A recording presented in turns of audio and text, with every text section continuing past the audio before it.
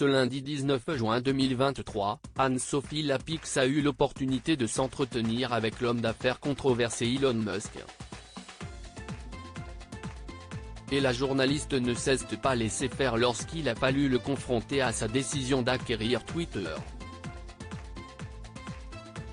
Elle est même allée jusqu'à le contredire, quitte à l'agacer. Juste après avoir présenté le journal de France 2, l'interview d'Anne-Sophie Lapix avec Elon Musk a été diffusée sur la chaîne ce lundi 19 juin 2023. D'une durée de presque 30 minutes, celle-ci a été réalisée lors du passage du milliardaire à Paris. Ce dernier fait notamment beaucoup parler de lui depuis qu'il est devenu le patron de Twitter en octobre dernier. Un grand changement pour la plateforme sociale qui semble rencontrer depuis des problèmes de réglementation.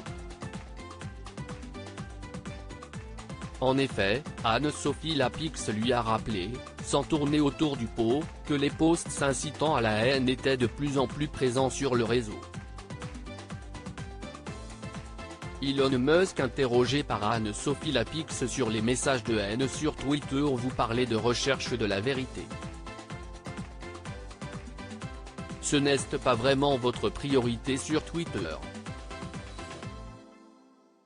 Vous avez racheté Twitter l'année dernière et vous avez renvoyé énormément d'employés, je crois 80%, et notamment des modérateurs qui devaient surveiller les réseaux pour éviter les messages racistes, les appels à la violence, la haine.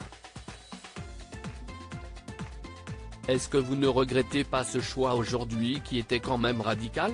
Quand on sait à quel point la haine peut proliférer sur un réseau social, lui a-t-elle demandé.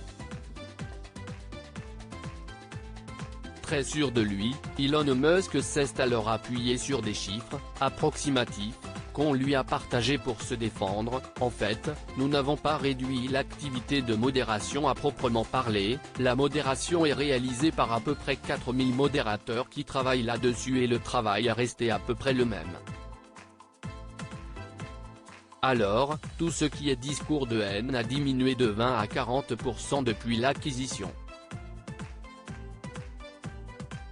Donc si est moins, pas plus. Mais Anne-Sophie Lapix n'avait pas les mêmes données. Et elle lui a fait savoir. Ce n'est pas ce que disent les différentes enquêtes qui ont été menées. Si est plutôt le contraire en fait. Si est une explosion de ces discours-là qui a été relevée, a-t-elle rebondi, face à un Elon Musk circonspect.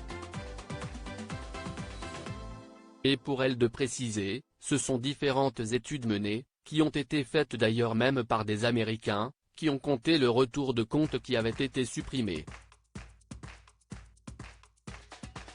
Y compris vos interactions avec les extrémistes que vous pourriez encourager sur les réseaux sociaux.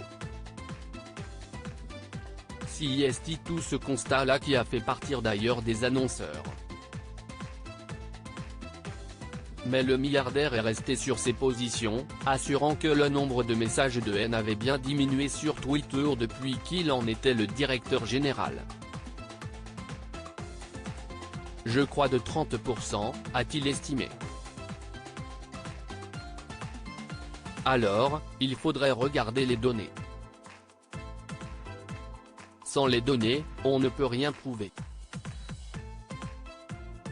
Une proposition qu'Anne-Sophie Lapix était prête à prendre au mot. On peut faire étude contre étude. Lui a-t-elle proposé avant de finalement enchaîner.